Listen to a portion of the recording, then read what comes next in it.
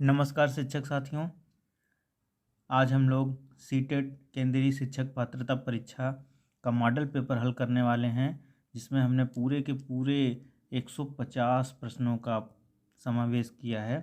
तो देर नहीं करेंगे, जल्दी जल्दी बस शुरू करेंगे और शुरू करने के बाद में हम हल करते जाएंगे। 150 बार फिर से देख लेते हैं। इस प्रश्न पत्र में कुल 150 वस्तुनिष्ठ प्रकार के प्रश्न हैं तथा परीक्षा की अवधि 2 घंटे 30 मिनट है। प्रत्येक प्रश्न के लिए 1 अंक निर्धारित है तथा गलत उत्तर देने के लिए नकारात्मक अंक का प्रावधान नहीं है। इस परीक्षा पुस्तिका में 5 भाग हैं। भाग 1 बाल विकास एवं शिक्षा शास्त्र, प्रश्न संख्या 1 से 30 तक है। इन बातों का बिल्कुल ध्यान रखेंगे। और भाग 2 में हिंदी भाषा 1, प्रश्न संख्या 31 से 60 तक है। भाग 3 में इंग्लिश है और भाषा ये दूसरी है, प्रश्न संख्या इसकी होगी 61 से 90 तक। उसके बाद भाग 4 आएगा जिसमें गणित है, प्रश्न संख्या 91 से 120 तक। और फिर लास्ट में भाग 5 पर्यावरण अध्ययन है, जिसमें प्रश्न संख्या 121 से 150 तक है। तो इन बातों को तो हमें ध्यान में रखना ही रखना है। उसके बाद एक चीज़ और है कि प्रत्येक सेट के अंत में OMR सीट, तो OMR सीट का हमने जिक्र किया है, लेकिन OMR से आपको लेना देना नहीं है। हम चलिए इसी में सॉल्व करा देंगे। तो बढ़ते हैं अपने पहले प्रश्न की तरफ। पहला भाग है हमारा भाग 1 बाल विकास एवं शिक्षा शास्त्र। क्वेश्चन है हमारा, निम्नलिखित में से कौन सी बुद्धि की परिभाषा नहीं है। तो निम्नलिखित में से बुद्धि की परिभाषा कौन सी नहीं है। बुद्धि कार्य करने की एक विधि है, बुद्धि ज्ञान अर्जन करने की क्षमता है, जीवन की अपेक्षाकृत नवीन परिस्थितियों से अपना सामंजस्य करने की शक्ति की योग्यता ही बुद्धि है, या फिर राजनीतिक, आर्थिक एवं सामाजिक शक्ति प्राप्त करने के लिए प्रयुक्त युक्ति बुद्धि है। तो इसका सही उत्तर चौथा वाला ही है, जैसा कि इसमें पहले से निशान लगा है।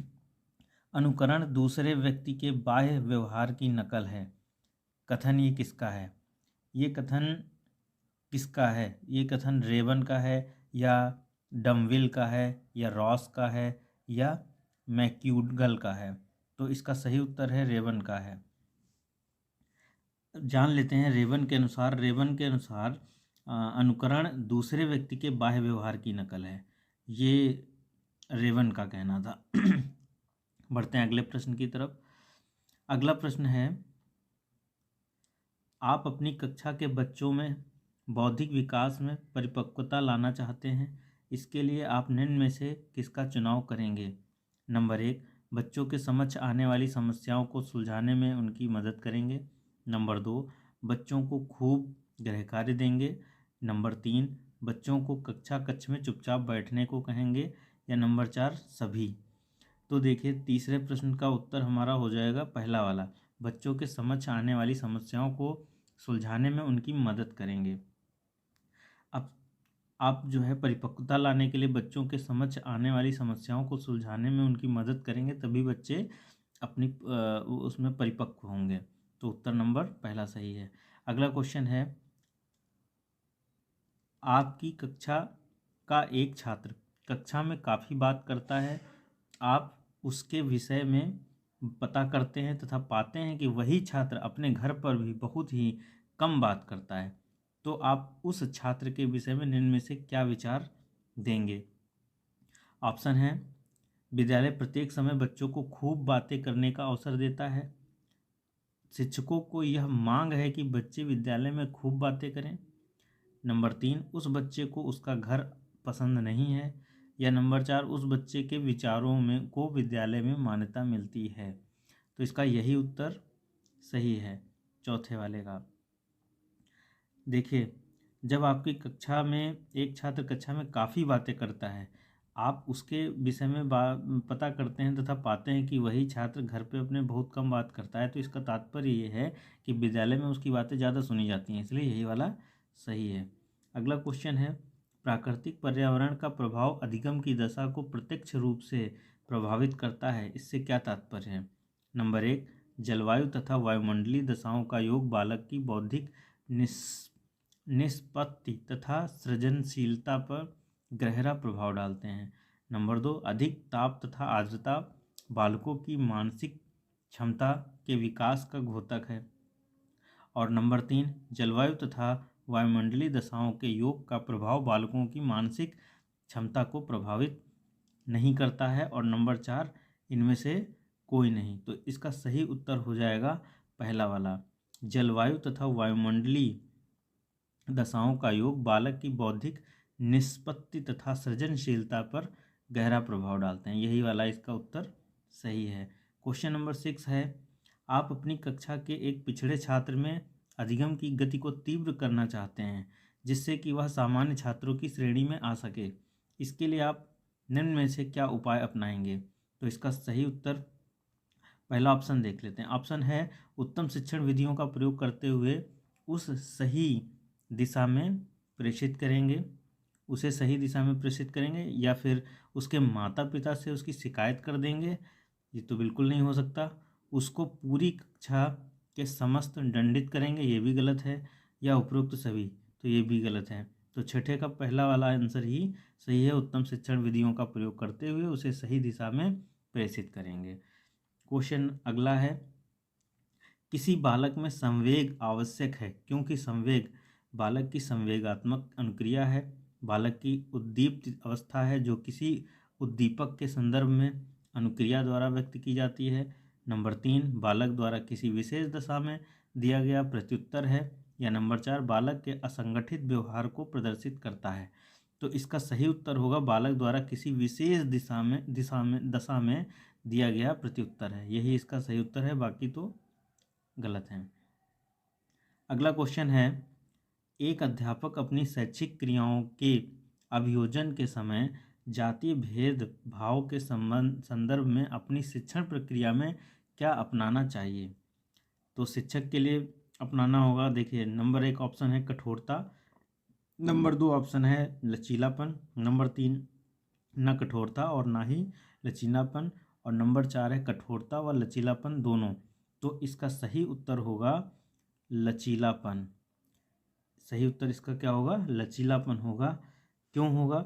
एक अध्यापक को अपनी शैक्षिक क्रियाओं के अभियोजन के समय जाति भेदभाव के संदर्भ में अपनी शिक्षण प्रक्रिया में लचीलापन लाना आवश्यक है, तभी छात्र उन सब चीज़ों को समझ पाएगा। अगला प्रश्न है प्रश्न नंबर 9, आपकी कक्षा में कुछ बच्चे शारीरिक रूप से निःशक्त, कुछ बच्चे मानसिक रूप से निःशक्त तथा बाकी बच्चे सामान्य हैं। आपके अनुसार उन्हें कक्ष में बैठाने की निम्न में से कौन सी व्यवस्था सर्वाधिक उपयुक्त होगी? ऑप्शन है, बच्चों को कक्षा में कहीं भी बैठने की सुविधा प्रदान की जाए। नंबर 2, शारीरिक रूप से निःशक्त बच्चों को सबसे आगे बैठाया जाए। नंबर 3, मानसिक रूप से निःशक्त बच्चों को सबसे आगे बैठाया जाए, या नंबर 4, सामान्य बच्चों को सबसे आगे बैठाया जाए। तो इसका सही उत्तर होगा कि बच्चों को कक्षा में कहीं भी बैठने के लिए सुविधा प्रदान की जाए, क्योंकि बैठने से कोई मतलब नहीं है। अब समझ लेते हैं इसको कि आपकी कक्षा में कुछ बच्चे शारीरिक रूप से अगर निःशक्त, कुछ बच्चे मानसिक रूप से निःशक्त हैं, तो बाकी बच्चे सामान्य भी हैं, तो आपके अनुसार उन्हें कक्षा में कहीं भी बैठने के लिए सुविधा प्रदान कर देनी उचित होगी। अगला है प्रश्न नंबर 10। प्रश्न 10 कह रहा है कि बुद्धि के प्रतिदर्श सिद्धांत का प्रतिपादन निम्न में से किसने किया था? थॉमसन ने, स्पीयरमैन ने, थॉर्नडाइक ने, या फिर बिने ने? तो इसका सही उत्तर है कि थॉमसन ने किया था। थॉमसन ने किया था। क्वेश्चन नंबर 11, वर्तमान समय में सतत एवं व्यापक मूल्यांकन के अंतर्गत ग्रेडों में अंकों का वितरण किया जाता है। इस प्रणाली में कितने प्रतिशत अंक प्राप्त करने वाला छात्र को बहुत अच्छा या बी ग्रेड के अंतर्गत रखा जाता है? देखिए कुछ इस प्रकार दिया है ग्रेड: 90% से 100%, 56% से 74%, 75% से 89% और 35% से 55%। तो आपको मालूम होना चाहिए कि वर्तमान समय में 56 से लेकर के 74 अंक तक प्राप्त करने वाले छात्रों को बहुत अच्छा अथवा बी ग्रेड में माना जाता है। तो सही उत्तर कौन सा होगा? बी वाला ऑप्शन सही है। उसके बाद में अगले प्रश्न की तरफ बढ़ते हैं। मूल्यांकन की प्रक्रिया के दौरान शिक्षकों को काफ़ी सावधानी बरतने की आवश्यकता होती है। इस दौरान शिक्षकों को निम्नलिखित में से कौन सा कार्य नहीं करना चाहिए? ध्यान दीजिए, प्रत्येक विद्यार्थी की अनुक्रिया के बारे में संवेदनशील होना। नंबर 2, बच्चों की प्रगति के बारे में सूचना एकत्र करते रहना। और नंबर 3, शिक्षार्थियों को विभिन्न वर्गों में विभाजित कर उनके बीच तुलना करना। नंबर 4, बच्चों के विभिन्न प्रकार की सूचनाओं को अभिलेखबद्ध करना। तो क्वेश्चन है कि कौन सा कार्य नहीं करना चाहिए। तो देखो, इसमें हमें 3 कार्य तो ऐसे लग रहे हैं जो करने चाहिए, बस एक ही कार्य है जिसमें तुलना करने की बात कही है कि वर्गों में विभाजित कर उनके बीच में तुलना नहीं करनी चाहिए। तो यही आंसर आपका सही है। अगला क्वेश्चन है, आप अपनी कक्षा में अपने शिक्षण के दौरान कड़ी मेहनत करते हैं, फिर भी आपकी कक्षा में काफ़ी शैक्षिक विभिन्नता दिखाई देती है। इसका कारण क्या हो सकता है? आपकी कक्षा में कुछ छात्र कक्षा में सो जाते हैं, आपकी कक्षा के छात्र आपको पसंद नहीं करते हैं, या फिर भिन्न भिन्न छात्रों में वैयक्तिक गुण भिन्न भिन्न होते हैं, या फिर इनमें से कोई नहीं। तो देखिए, इसका सही उत्तर है कि भिन्न भिन्न छात्रों में वैयक्तिक गुण भिन्न भिन्न होते हैं। सही उत्तर यही होगा। अगला प्रश्न है, प्रश्न नंबर 14, आपकी कक्षा की एक बालिका मीरा विद्यालय में होने वाली प्रत्येक क्रिया के विषय में जानने के लिए सबसे अधिक उत्सुक रहती है। आपकी उसकी इस प्रक्रिया पर प्रतिक्रिया क्या होगी? मीरा एक पिछड़ी जाति की बालिका है, मीरा एक सृजनशील बालिका है, या मीरा का मन पढ़ाई में नहीं लगता है, या मीरा को खेलना पसंद है। देखिए, मीरा एक सृजनशील बालिका है, इसीलिए वो ज़्यादा ही उत्सुक रहती है। तो इसका यही मतलब है कि वो एक सृजनशील बालिका है। क्वेश्चन नंबर 15, आपकी कक्षा का एक छात्र मोहन बोलते समय हकलाता है। ध्यान देना, आप उसकी शिक्षा के प्रबंधन हेतु क्या आवश्यक कदम उठाएंगे? नंबर 1, उनमें अध्ययन की गलत आदतों पर नियंत्रण करवाएंगे, प्रधानाचार्य से उसकी शिकायत करेंगे, उसको कक्षा से बाहर जाकर पढ़ने को कहेंगे, या नंबर 4, विशेष शब्दों के उच्चारण को उससे एक बार में ही पढ़ने को कहेंगे। तो इसका सही उत्तर है कि उसमें अध्ययन की गलत आदतों का या गलत आदतों पर नियंत्रण कराएंगे। यही सही आंसर है। अगला प्रश्न है, यदि आप अपनी कक्षा के बच्चों में यह भावना जागृत करना चाहते हैं कि उन्हें विद्यालयी उपलब्धियों में सफल होना चाहिए, तो इसके लिए आप निम्न में से क्या उपाय अपनाएंगे? नंबर 1, बच्चों की बौद्धिक क्षमता का विकास करेंगे, बच्चों का मार्गदर्शन उचित दिशा में करेंगे। नंबर 3, अपने शिक्षण में उचित विधियों का प्रयोग करेंगे, या नंबर 4, सभी। तो इसका सही उत्तर है सभी। ये सभी तरीके आपको अपनाने होंगे, तभी विद्यालयी उपलब्धियों में सफल हो पाएंगे। आगे है, किसी बालक की समस्याओं के विषय में पता लगाने के लिए कम उपयोगी मनोवैज्ञानिक विधि है। कम उपयोगी, जरा ध्यान से देख लीजिए। पहले 1 नंबर पे प्रयोगात्मक विधि, निरीक्षण विधि, परीक्षण विधि, या वैयक्तिक इतिहास विधि। तो इसका सही उत्तर है परीक्षण विधि। परीक्षण विधि जो है, ये किसी बालक की समस्याओं के विषय में पता लगाने के लिए सबसे कम उपयोगी मानववैज्ञानिक विधि है। अगला प्रश्न है, पाठ्यक्रम निर्माण में सर्वाधिक महत्व किसको दिया जाना चाहिए? वैयक्तिक विभिन्नता, शिक्षक का कौशल, विद्यालय की व्यवस्था, बालक की आर्थिक स्थिति। तो इसका सही उत्तर है वैयक्तिक भिन्नता।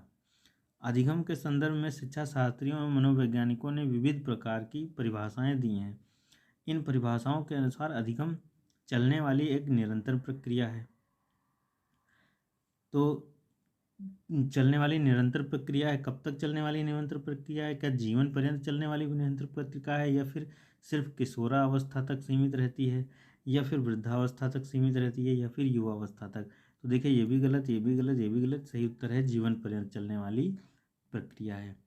बालक अपने चारों ओर जिन वस्तुओं और परिस्थितियों को देखकर जो चिंतन करता है वह होता है तार्किक चिंतन, प्रत्यात्मक चिंतन, प्रत्यक्षात्मक चिंतन, कल्पनात्मक चिंतन। मुहा है, आवाज़ लड़खड़ा रही है। तो इसका सही उत्तर है कि प्रत्यक्षात्मक चिंतन जो है वो चिंतन जब स्थितियों को देखता है बाहर की तो यही चिंतन करता है।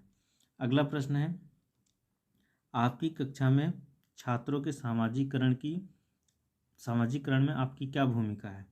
छात्र बच्चों का बौद्धिक विकास करने में, बच्चों का गृह कार्य करने में, बच्चों को दंड देने में, उपरोक्त में से कोई नहीं। आपकी क्या भूमिका है? तो बच्चों का बौद्धिक विकास करने की भूमिका है। अगला प्रश्न है, बालकों के नैतिक विकास को समझने के लिए जीन पियाजे ने निम्न में से कौन सी विधि को अपनाया? नैतिक विकास को समझने की बात कही है। साक्षात्कार विधि, तार्किक विधि, जांच पड़ताल विधि या फिर ये सभी। तो इसका सही उत्तर है साक्षात्कार विधि। मैं कौन हूँ, क्या हूँ, मैं भी कुछ हूँ आदि ऐसे प्रबल भावनाएं विकास की किस अवस्था की ओर इंगित करती हैं? तो ये मैं कौन हूँ, मैं क्या हूँ, ये सारी की सारी जो हैं किशोरावस्था की ओर इंगित करती हैं। अगला प्रश्न है, बच्चे की आरंभिक शिक्षा के अंतर्गत उसे सर्वप्रथम किस विषय की शिक्षा प्रदान की जानी चाहिए? बच्चे की आरंभिक शिक्षा के अंतर्गत उसे सर्वप्रथम किस विषय की शिक्षा प्रदान की जानी चाहिए? तो इसका सही उत्तर है कि सबसे पहले उसे भाषा का ज्ञान कराना चाहिए। विज्ञान का ज्ञान तो बाद में होगा, गणित का ज्ञान भी बाद में और धर्म का ज्ञान भी बाद में। तो सबसे पहले उसे भाषा का ज्ञान होना चाहिए। अच्छे शिक्षक का उद्देश्य निम्नलिखित में से क्या होना चाहिए? सृजनात्मक प्रतिक्रिया में विश्वास रखना, अपने जीवन को अधिक सुंदर तथा सुव्यवस्थित बनाना, जीवन के नए मूल्यों एवं विचारों व परिवर्तनों का स्वागत करना, या सभी धर्म व जाति वालों से समानता का व्यवहार करना। तो इसका सही उत्तर होगा कि जीवन के नए मूल्यों एवं नए विचारों व नए परिवर्तनों का स्वागत करना, ये गुण होना चाहिए। अगला प्रश्न है, बाल केंद्रित शिक्षा में पाठ्यक्रम का स्वरूप नहीं होना चाहिए। लचीला, आर्थिक आवश्यकताओं के अनुसार, पूर्व ज्ञान पर आधारित, वातावरण के अनुकूल। तो इसका सही उत्तर है, सही उत्तर पर टिक लगा हुआ है, आर्थिक आवश्यकताओं के अनुसार। अगला प्रश्न है, कोहलबर्ग के अनुसार नैतिक विकास का प्रथम चरण है दंड एवं आज्ञा पालन की अभिमुखता, परस्पर एक रूप अभिमुखता, अधिकार संरक्षण अभिमुखता, सार्वभौमिक नैतिक सिद्धांत की अभिमुखता। तो इसका सही उत्तर है दंड एवं आज्ञा पालन की अभिमुखता। क्वेश्चन अगला, आपकी कक्षा में एक शिक्षार्थी 10 को नेट SAW को WAS पढ़ता है, वह ग्रस्त है। देखिए बालक पढ़ नहीं पा रहा है, तो पढ़ने में कौन सी बीमारी होती है ये चीज़ आज जान लेते हैं। इसका सही उत्तर है डिस्लेक्सिया। डिस्लेक्सिया नामक बीमारी से जब कोई बच्चा पीड़ित होता है तो उसे पढ़ने में समस्या आती है। अगला प्रश्न है, आपकी कक्षा में कुछ छात्रों की दृष्टि कमज़ोर है और वे पढ़ने में भी कमज़ोर हैं। वे आपसे निवेदन करते हैं कि श्याम पट्ट पर देख नहीं पाते हैं तो उन्हें आगे बैठने की अनुमति दी जाए। तो आप ऐसी स्थिति में क्या करेंगे? उन्हें डांट देंगे, पढ़ने में तो मन नहीं लगता और आगे बैठना चाहते हो, उन्हें चश्मा प्रयोग करने की सलाह देंगे, या उनकी इच्छा अनुसार उन्हें आगे बैठा देंगे जिससे वे श्याम पट्ट पर लिखित सामग्री को देख सकें, या फिर उनके लिए अलग कक्ष की व्यवस्था का सुझाव दे देंगे। तो इसका सही उत्तर है कि भाई वो जब देखने में उनको दिक्कत आ रही है तो उनकी इच्छा अनुसार हम उनको आगे बैठाएंगे, क्योंकि बाकी के बच्चों को तो दिक्कत नहीं आ रही है, उन्हीं बच्चों को दिक्कत आ रही है जो श्याम पट्ट पर नहीं देख पा रहे, तो वो आगे बैठना चाहता है, उसे आगे बिठा देंगे। अगला प्रश्न है, शिक्षा की पाठ्यचर्या बदलती रहनी चाहिए, क्योंकि समाज शिक्षा को इसके लिए विवश करता है। समाज की आवश्यकताएं बदलती रहती हैं, इससे ही समाज में परिवर्तन आता है। या फिर पाठ्यचर्या सामाजिक निर्देश का पालन करती है। तो इसका सही उत्तर है कि समाज की आवश्यकताएं हमेशा जो होती हैं वो बदलती रहती हैं। तो ये हो गए हमारे 30 प्रश्न बाल मनोविज्ञान के। अब उसके बाद में हमारे आगे के जो प्रश्न हैं उनके लिए हम अब नई वीडियो बनाएंगे, क्योंकि इस वीडियो में बहुत ज़्यादा लंबी वीडियो हो गई है। तो अब अगली वीडियो को देखते रहिए। नमस्कार।